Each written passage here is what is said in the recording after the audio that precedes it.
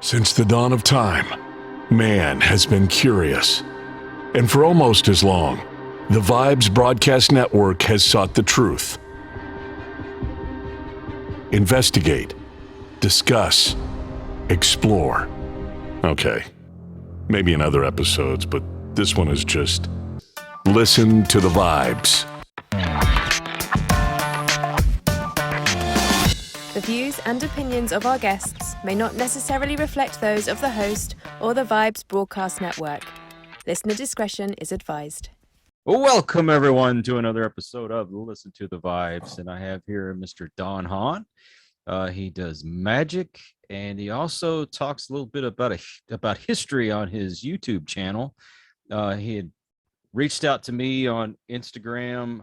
I think he had commented on one of my posts or something, and I checked out his stuff and saw his YouTube channel, and I fell in love with it right away. And I was sitting there talking to my wife. I said, I've got to get this guy on my show. He's just interesting, combining two of some of my favorite things, which is magic and history. And I think he calls it sometimes useless information, but I don't. I find it conversation starters.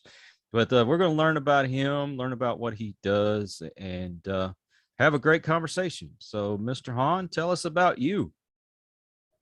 Well, I like history and I like magic, and that's what I do on my YouTube channel.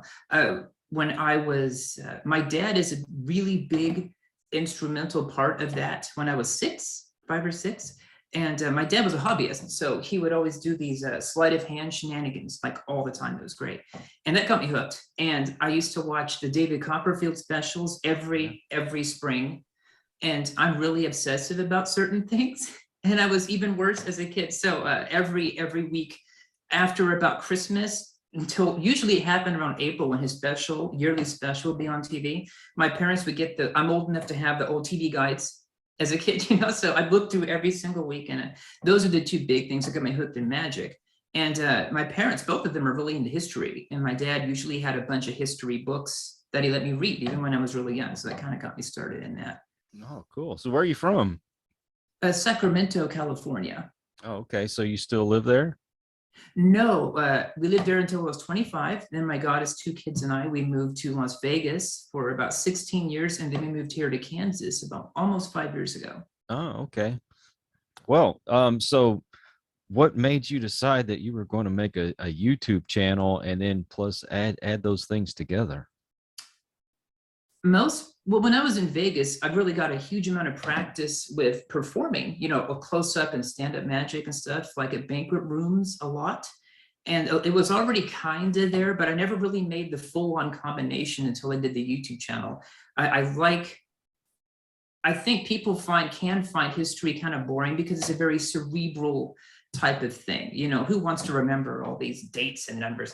But magic is quite the opposite. Magic is very emotional, in my opinion. And I think people remember what they feel.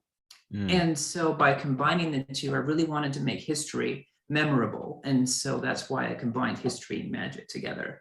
Oh, okay. Kind of like a spoonful of sugar. Makes there the you go. medicine go down easier, Well, the history is great. I want to spread my enthusiasm for history with everyone I can. Oh, of course. So I'm a weirdo because I've always loved history. Yes. Documentaries I can't get enough of. I was always watching the History Channel, and then especially those weird things that you don't normally think about, and you're like, oh wow, there was really a big history behind that. Which I think when I finally got to the one where you talked about I forgot the name of the video, but you ended up talking about Humpty Dumpty and how it was associated with Siege of Colchester. That exactly. And I'm like, wow, I didn't know that there was a history behind that. It's a canon. It's so weird, right? A canon into an yeah. I thought it was real fun. Now, do you have a favorite out of those? My favorite story content video is Black Shuck. I think that's the one I feel the strongest about.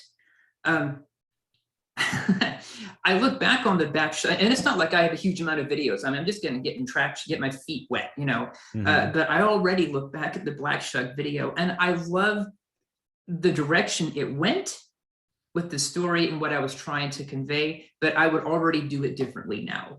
And now that I've got a few more videos under my belt, I would present it differently. And I've not ruled out the possibility of redoing it sometime in the future, just because with the video, I've got to learn I was still learning how to pare information down. I'll tell you, doing these minute shorts on YouTube has really helped me with that a lot. So I've gotten a little better at that. And because there was a lot of things I cut out, and I think like the monastery in East Anglia, that played a huge part in the Black Shuck thing. But to me, he is really the Dark Knight of East Anglia. He takes on this evil reputation in order to help this adopted family of people who don't even know about him. Yeah, that's my favorite video so far.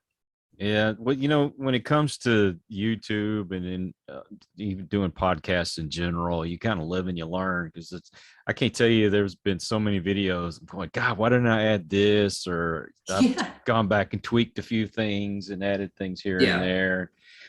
You know, you'll never be perfect at it, I don't believe, but you'll improve.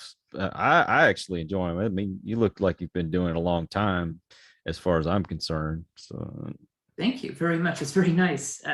I'm hindsight's always clearer, as you know, looking back on things. God, like you said, I wish I did that or didn't do this. And yeah, I don't want to ever be perfect at anything, because that means I'll be dead. So I don't want to, stop the learning process. I'm with you. Oh, of course.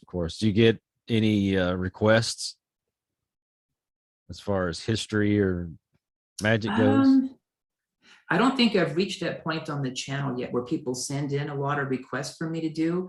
I've had people in real life ask me to do like the Mary Celeste. People really wanted me to do the Mary Celeste, and I will eventually. One thing I'm dying to get my teeth into is the Flying Dutchman. Ooh. And the Mandela effect. Oh, see, that's something I could talk about for hours, because there's things the from Mandela a kid. effect is a pet thing for me. I can't wait. I'm working on it. It's going to be a little while, but that is going to be a video. Yes. So the theory of what it is. Is there anything from your childhood that you look back now and you go, I don't remember it that way? Yes. I think the scariest one for me was Looney Tunes. Yeah. Right. What is up with that? Everyone I asked, they all remember, just like I do. TOONS. Weird. Anyway, yeah, that was creepy.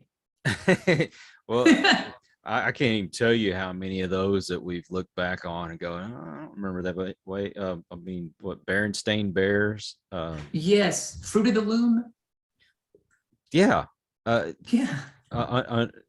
In which I guess it kind of takes me to the butterfly effect. If you kind of look at that, maybe things have kind of gone back and changed. I don't know. It's weird. Absolutely. Yeah. And the was it Shazam? With the Sinbad as the genie. I think that was one I remember, one of the first ones I'd heard about. Shazam. That was weird. Yeah, I think it was Shazam was the name of it. I think so.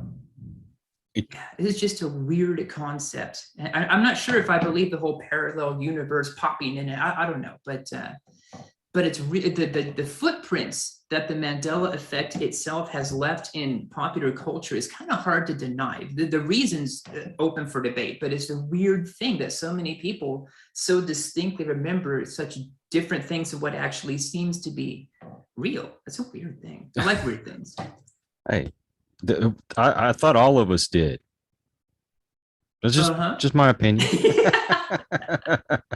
I think most of us secretly do, but there are people like you and I, and a select few others that we interact with that aren't afraid to admit it to ourselves and other people. Now, when you go to parties and things, do you have friends that are requesting you to do magic or stuff?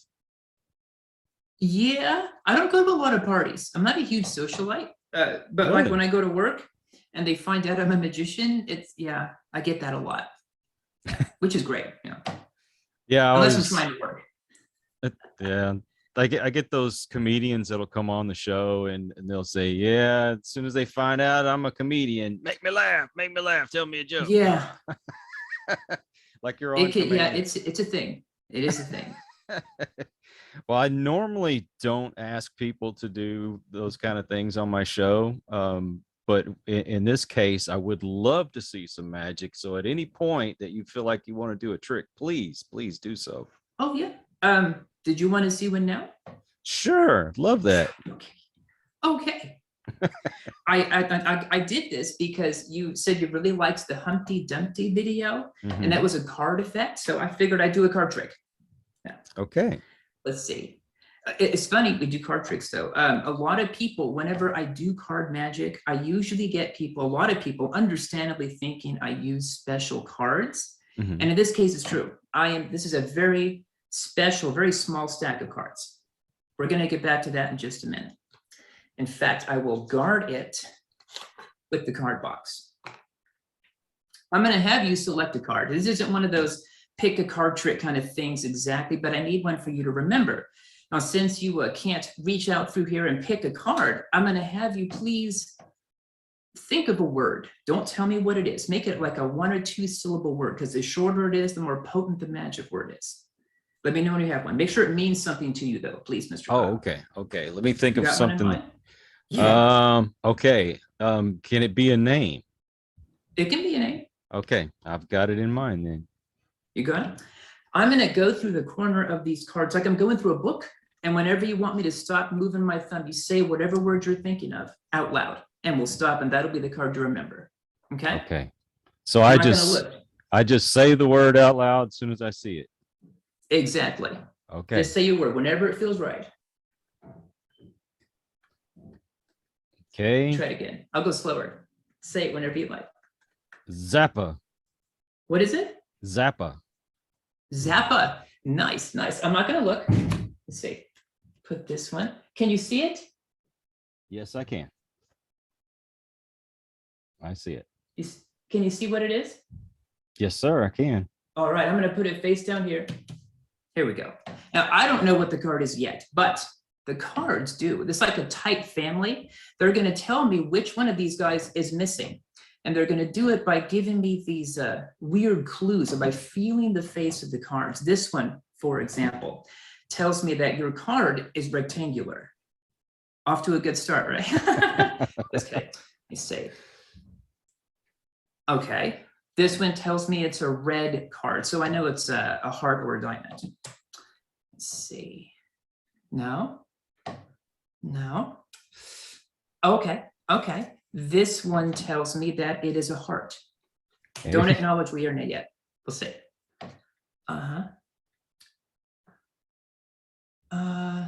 No. Yes. Maybe. Doesn't feel right. Yes. This one tells me that it's a mid-range card, and it's an odd number. I think I've almost got this. Let me see. Okay. Yes. Your card, odd number, mid-range. I'm going to say it's a 9 or a no. No, it feels like a 7. Was your card the 7 of hearts? Yes, it was. Was it? Yes, it was. Oh, thank goodness. I apologize. I don't mean to sound so relieved, but sometimes I get the wrong card. So I have a backup plan. Before we did this interview today, I took a pen and I wrote the name of your card on the back of the card box. Oh my gosh. Right? Now, before you picked a card, before you said your magic word, what was it? Zappa, right? Mm-hmm. Okay. I set aside this small stack of cards. Now, I haven't touched it. Let's see. If you look at this stack, it looks pretty boring. I mean, it looks like a little tiny stack of cards, right? But this stack is just like a person. When they open up, you start to see exactly what it is that makes this stack so unique. What the? I know, right? How the heck? It's the cards. They're haunted. Oh no, my God. That's mind blowing. How are y'all are able to do that is just beyond me. It's just focused interest. Focused interest. Now, see, when I was a kid, I used to get those books that would come in the mail like once a month or whatever. I don't know if you remember those. Mine was Disney. Mhm. And I got one, and it was full of all these little tricks and things that you could do. And one of them was the to make the penny move. To if you, I think you got a little glass or something cold, and you put the penny on it, and you drip a little water on it, and you'd see it kind of Oh, right. shiver and that kind of thing. And another one was a magic trick, and I always thought it was funny. Was you'd write on a piece of paper and you put an envelope and you tell somebody, hey, tell me a name, and I guarantee you that name will be on this piece of paper.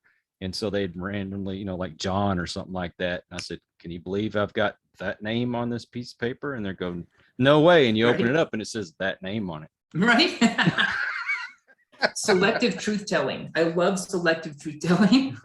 Exactly. It's just fascinating to me. And then when you get into your Chris Angel and these other guys that do all that, floating above ground and all that stuff. I mean, I don't know if this camera tricks or what in the world are they doing? Right. They, yeah, it's hard to, there is something better about and more intimate, obviously, about doing it live, because you can't blame the camera. And I think that's where making the YouTube thing is a little challenging, is trying to make it like they're actually here, the audience. And I had a I'm still having trouble. It's a really hard thing, because when I was performing in Vegas, I was doing shows like I said, banquet rooms. I did a lot of banquet rooms. And so I would be standing 360, totally surrounded, shoulder to shoulder, which I love doing that because I like interacting with people on that kind of level. So I'd say, like, without exaggeration, 90-something% of all the magic tricks I did were in someone else's hands, or with help from something, or borrowing an item. So it's a more personal experience. So when I went doing just YouTube, just video, it was really hard. I was like, I had no idea, but I really wanted to do it. So one mistake at a time, that's how you learn. Well, having you on live, so people can see, look, there's no camera tricks, nothing like that. It's live. Here you are, you're doing it. I mean, I'm sure there's a method to that madness. Of course, I won't ask you to reveal that, because that takes away from the fun, but it's still, I don't, my mind can't wrap around it. It's just a different way of thinking, or a different way of looking at things, like anything else. Now, That's not exact. I think a lot of people look at magic and because they feel stupid. And I really work really hard to try to take that sting out of it and focus more on the entertainment and the interaction. In this case, with history or whatever I'm doing.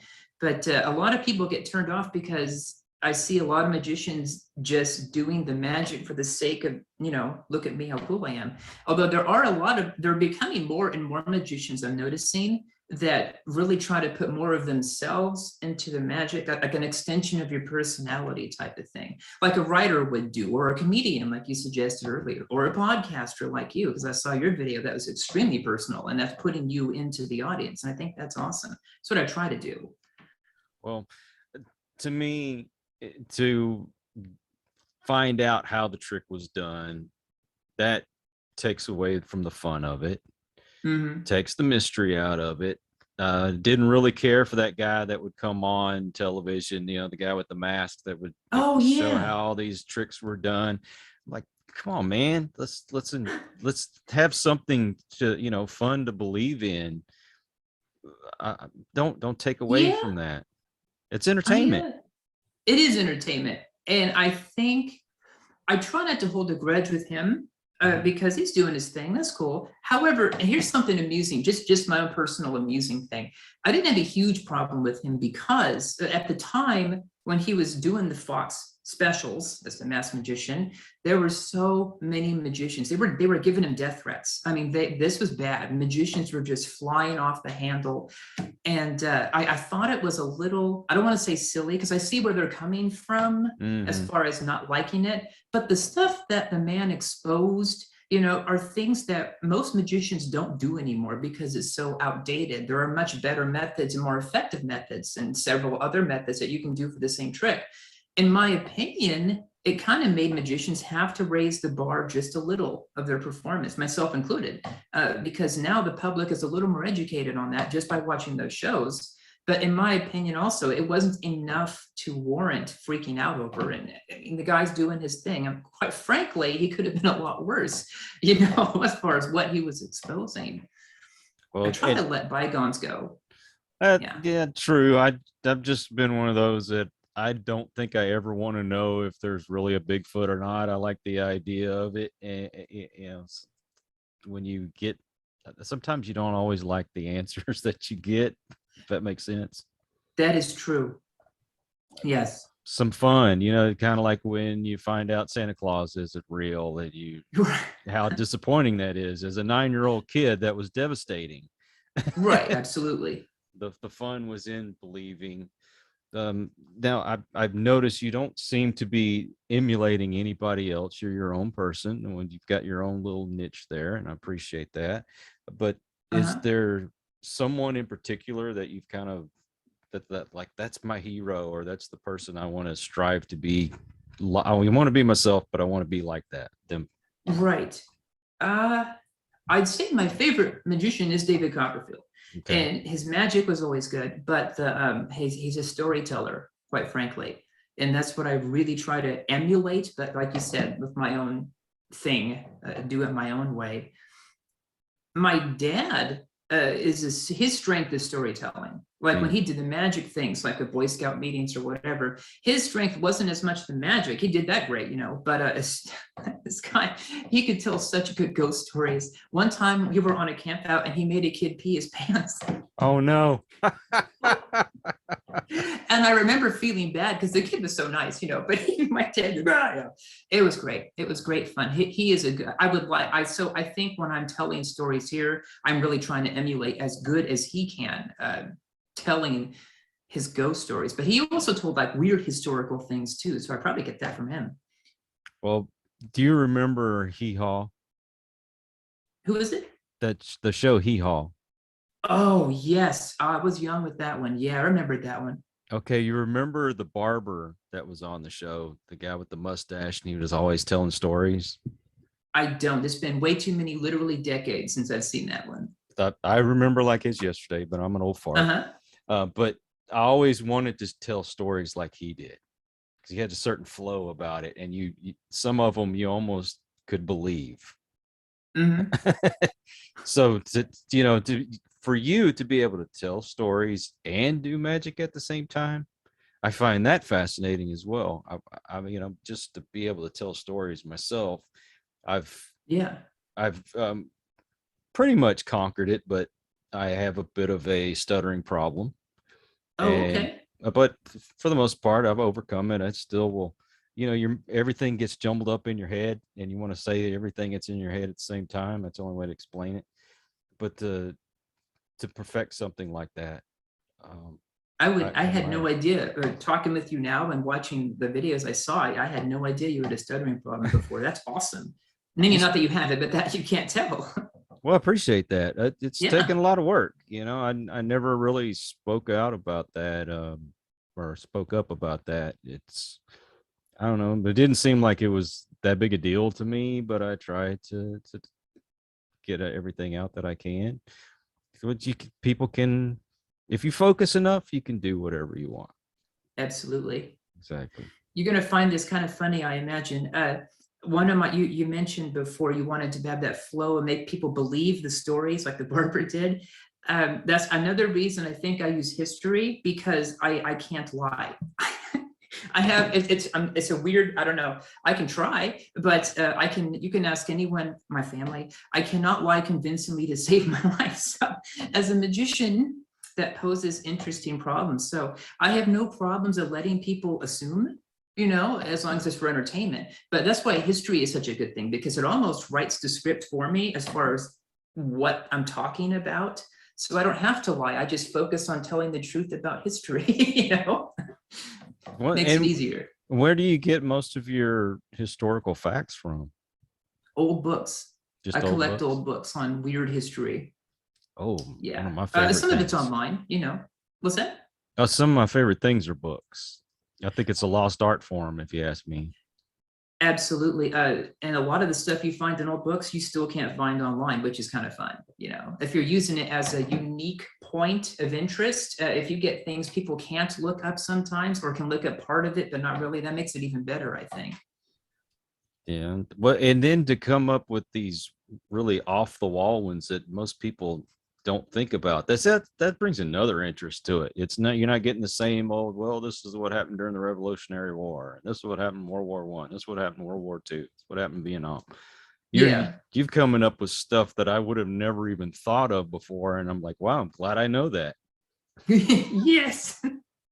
I do a lot of research, like I said, online, old book, mostly old books for me though, because I like digging. Digging's fun to books, and I also like looking like online with Black Shuck. As a matter of fact, I was able to find, you can find old copies and really of older books or pamphlets or journals online in some really obscure places. I've gotten better at that since I did this channel, because I really didn't do that until I started this. But yeah, JSTOR, is that how you say it? JSTOR.org, I think, is a good place to look at weird lost manuscripts that are just online digitally. I like looking at stuff like that.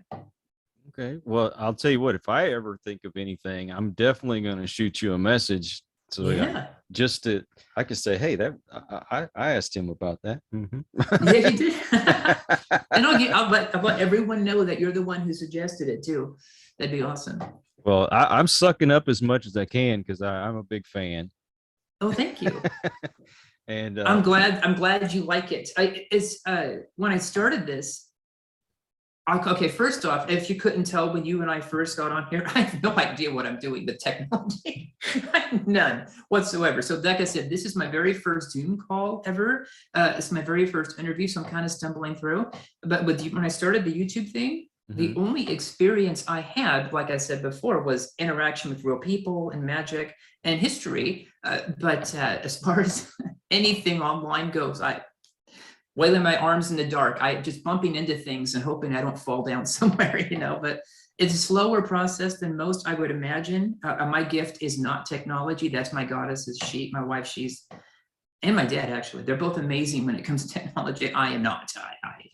I have to ask my grandkids. What's that? I have to ask my grandkids half the time. Yeah.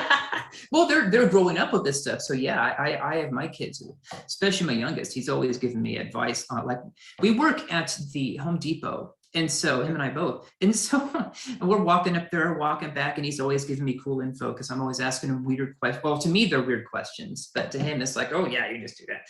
Yes. And my wife's the same way. Oh yeah, honey, you just do. Yeah. I didn't know that. Now I do.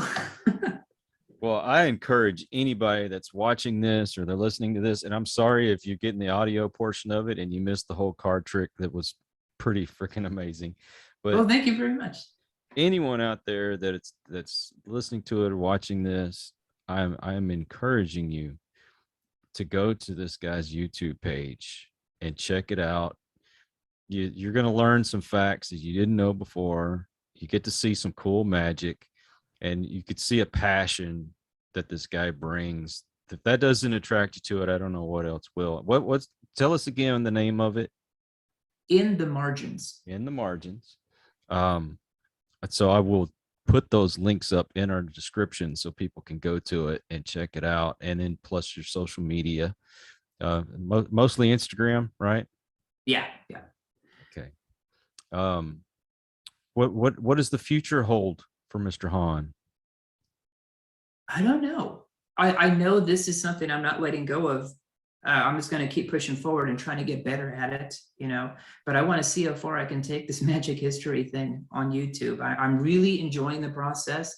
And the process, this is kind of funny. Like I said, I'm a little more than a little OCD. So when I'm making these videos, I'm doing take after take, dozens, but luckily I found something that I can do obsessively and still enjoy the process of doing so, though it does get frustrating at times for something continually doesn't seem to work out, but I enjoy the process. So I'm going to be doing this for a very long time. I don't know how big it'll get, or I'm just putting me out there, Yeah. Well, do you have aspirations of doing this for a living? It would be amazing if I could do this for a living. Yeah. Well, that would be great. I hope you're successful because I enjoy it. And I know I'm going all fanboy on you here, but if I see something that I really like and I really believe in, I'm going to push it as much as I can. And that's the honest from the heart. I really do enjoy it, and I hope other people will.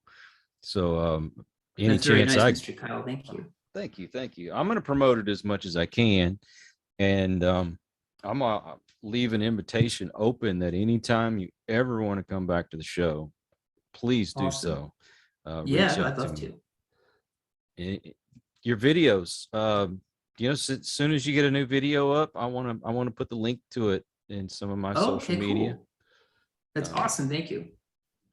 Anything that I can do for you, please let me know. And maybe you can come to Texas Absolutely. sometime, or we can get out to Kansas. Yeah, that'd be fun. Either way. Now, if you got somebody comes to you and they say, Mr. Hahn, I want to do something in this world and not different than what I'm doing now. Do you have advice for me? What would you tell them? People, myself included, from most of my life, let other people talk them out of things because they're afraid to do it themselves, meaning like kind of like the afraid of success type of thing. Mm, So I think it's easy. I know for me, it was easy to let people talk me out of it, or even talk myself out of it. Well, I don't have the money to do this. I don't have the whatever to do that. And I did that for a very long time until about a year ago when I decided to do this. I mean, people had told me you should be a history teacher, and I'm like, no, I'm not cut out. Those teachers are a different, better breed than I am because I don't have that kind of patience. But they said you should do something with it. Okay, that's cool. So YouTube. But once I hit upon that and as a direction that I really wanted to go, I just kept doing it. And you're gonna mess up. I'm still messing up all the flippity do time. I do too. I try to look at mistakes as learning experiences and adding color to my day or experience. So if it's hard to get that when it's the 8th, 9th, 12th time you're having this wall that you keep hitting, but if it's something you feel like you really want to do, you got to just keep doing it. That's what I'm doing.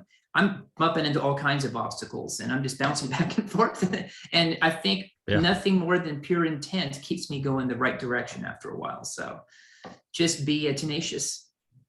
Yeah. See, the good thing about what you do is that you can kind of go do it again until you're actually satisfied. As to where when I do my interviews, unless I say, you know what, can we come back and try this again tomorrow, which is normally not going to happen, I get one shot at it and I can go back and God, man, I wished I did this different. I wish I did that different. But you know what? Some of my favorite YouTubers, they'll stumble over words and they'll make all these mistakes, but I don't look at those mistakes. It's like, we all do. We all make mistakes. They're character marks. Yeah, exactly. Yeah.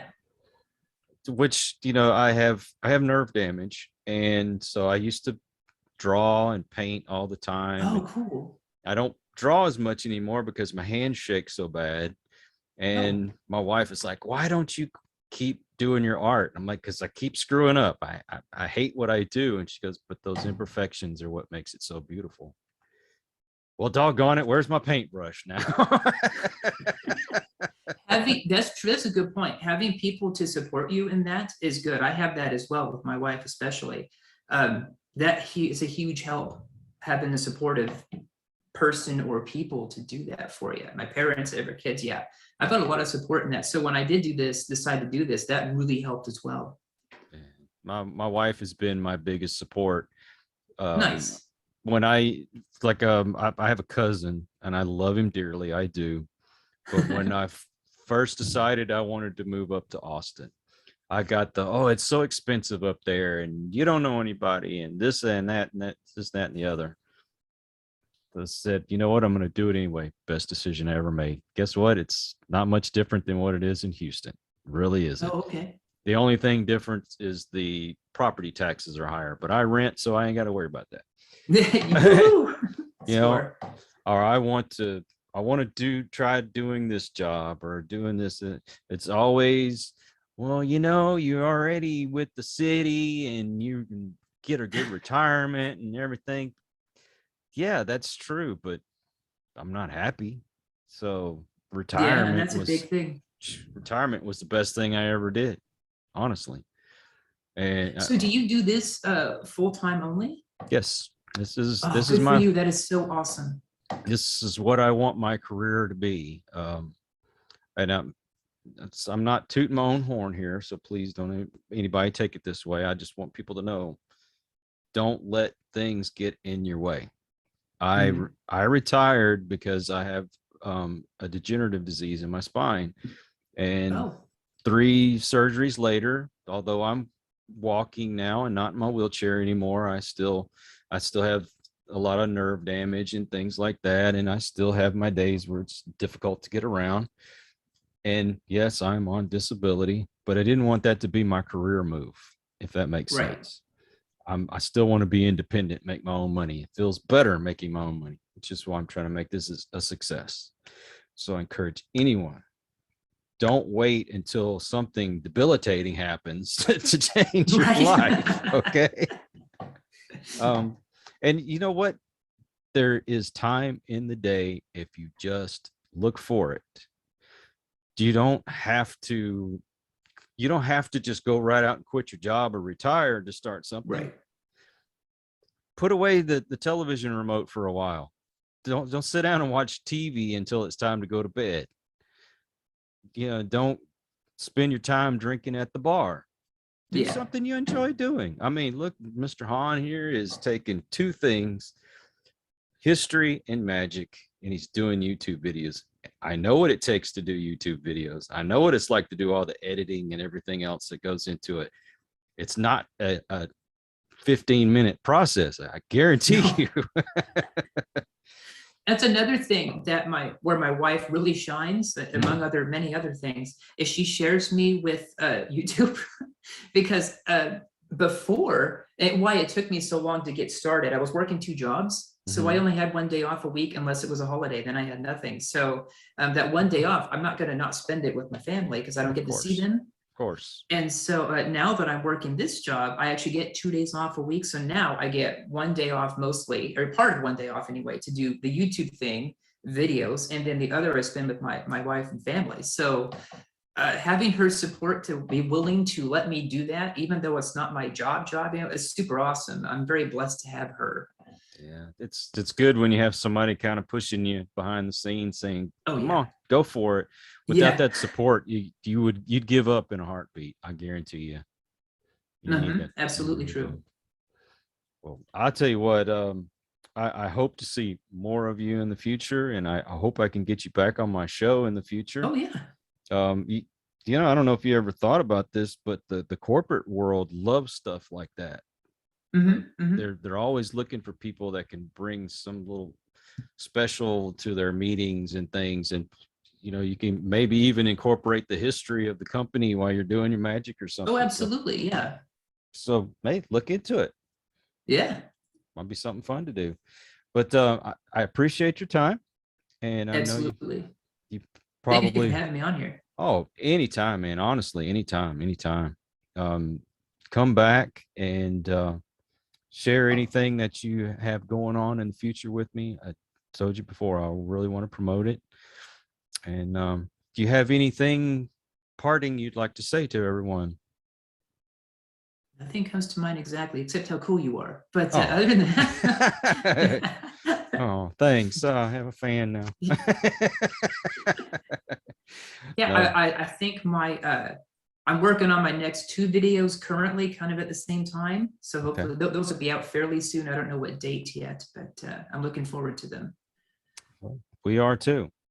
And so with that, I want to say thank you again. Thank you to everyone that has stopped by and checked us out. I hope you'll come back, and we appreciate your support. And until the next one, everyone, please take care. God bless and peace. We hope you enjoyed this episode of Listen to the Vibes. You can catch us on Buzzsprout or wherever you listen to your favorite podcasts, and on YouTube. Follow us on Facebook at The Vibes Broadcast Network.